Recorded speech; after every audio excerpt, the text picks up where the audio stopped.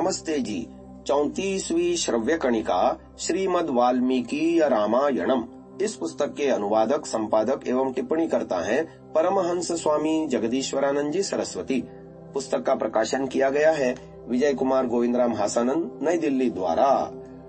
हम गत 31वें सर्ग के अंदर ये जान चुके कि राजा जनक के द्वारा अपनी दो पुत्रियां सीता और उर्मिला को क्रमशः राम और लक्ष्मण के साथ विवाह करने के प्रस्ताव पर वशिष्ठ जी ने विश्वामित्र जी से चर्चा करके राजा जनक से एक और मांग रख दी कि जो जनक जी के भाई हैं कुशध्वज, इनकी दो बेटियां हैं, उन बेटियों को, उन पुत्रियों को भरत और शत्रुघ्न के लिए भी मांग लिया।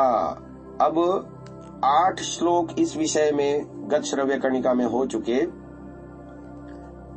अब 9वां श्लोक है।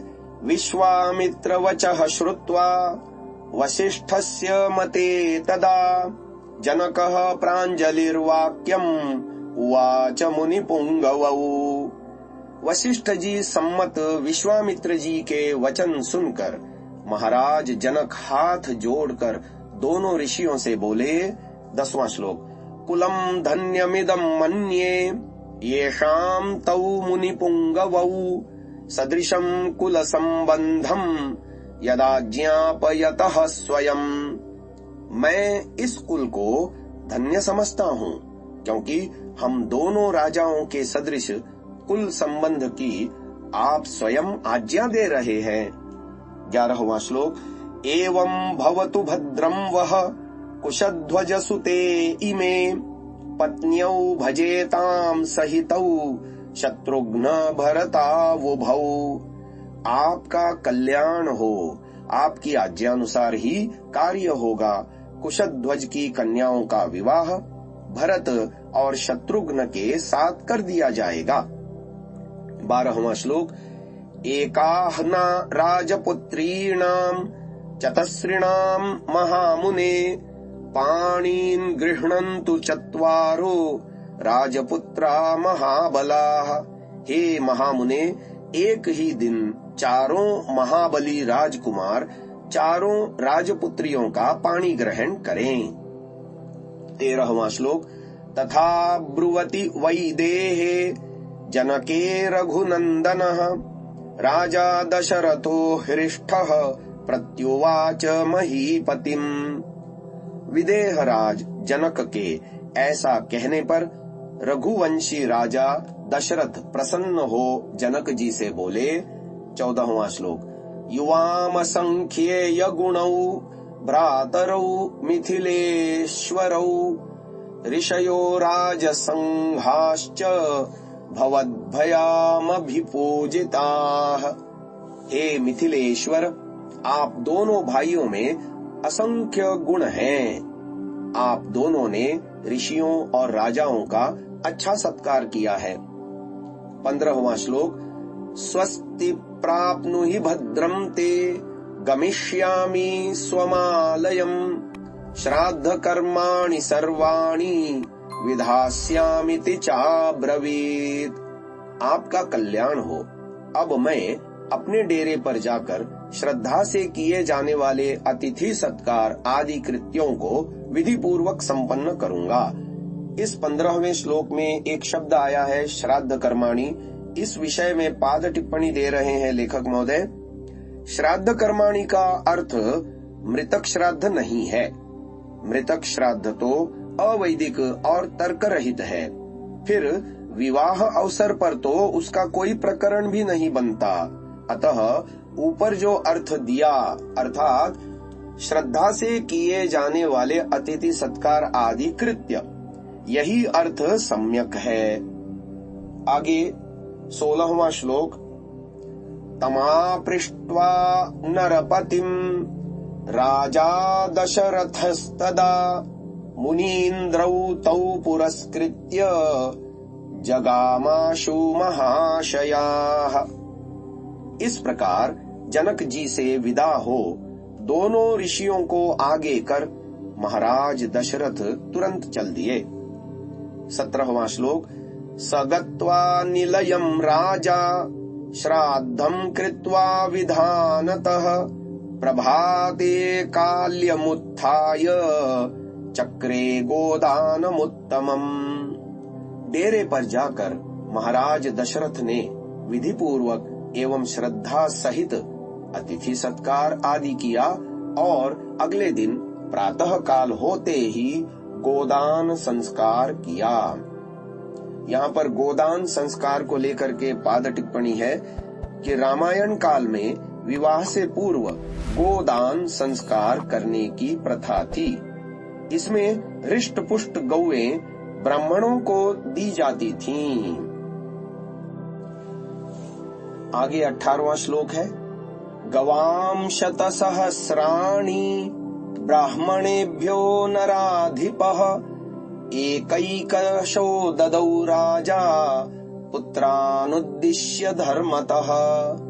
महाराज दशरथ ने धर्म पूर्वक 1,00,000 गौएं राजपुत्रों की मंगल कामना के निमित्त एक एक करके ब्राह्मणों को दी।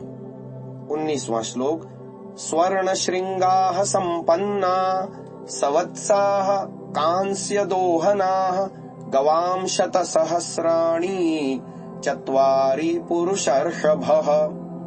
सुवर्ण के सींगों वाली दूधार बछड़ों और कांसे के दोहन पात्रों सहित 4,00,000 गायें दान की।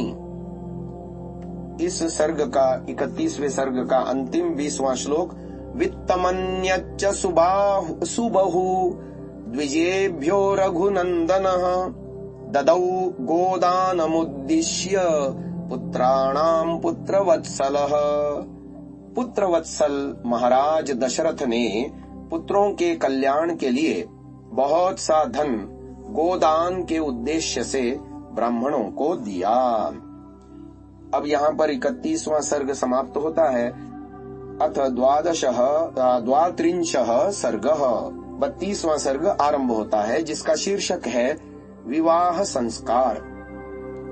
यस्मिंस्तु दिवसे राजा चक्रे गोदानमुत्तमम् तस्मिंस्तु दिवसे वीरो युधाजित समुपेयिवान।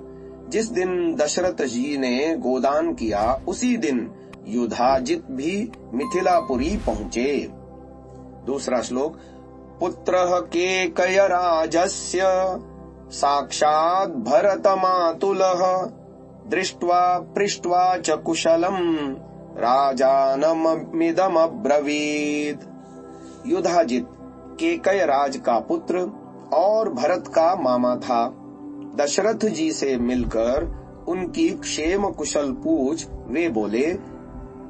तीसरा श्लोक, केकयाधिपति राजा स्नेहात् कुशलमब्रवीत् येषाम् कुशल कामोऽसि तेषाम् सम्प्रत्यनामयम्। महाराज केकयराज ने स्नेह पूर्वक आपको अपना कुशल संवाद कहा है। आप जिन लोगों का कुशल चाहते हैं वे सब यानी हम लोग संप्रति कुशल हैं। चतुर्थ श्लोक, स्वस्त्रियम् मम राजेन्द्र द्रष्टुकामौ महीपतिः तदर्थमुपयातोऽहम् अयोध्याम् रघुनंदनः। हे राजेंद्र, केकयराज भरत जी को देखना चाहते हैं, इसलिए पहले मैं अयोध्या गया था। 5, 6 एवं 7 तीनों श्लोकों को संयुक्त रूप से दे रहे हैं। श्रुत्वा त्वहम् अयोध्यायाम् विवाहार्थम् तवात्मजान् मिथिलामुपयातांस्तु त्वया सह महीपते त्वरयाभ्युपयातोऽहम् द्रष्टुकामः स्वसुः सुतम् अथ राजा दशरथः प्रियातिथिमुपस्थितम् दृष्ट्वा परमसत्कारैः पूजनार्हमपूजयत् ततस्तामुषितो रात्रिम् सह पुत्रैर्महात्मभिः। जब मैंने वहां सुना कि आप राजकुमारों का विवाह करने के लिए जनकपुर आए हैं, तो मैं अपने भांजे को मिलने के लिए इधर चला आया। महाराज दशरथ ने अपने नातेदार यानी साले को आया देख उसका आदर सम्मान किया। तदनंतर राजकुमारों सहित उन्होंने वह रात्रि सुखपूर्वक व्यतीत की। आज की श्रव्य कणिका को यहीं पर विराम देते हैं। ओम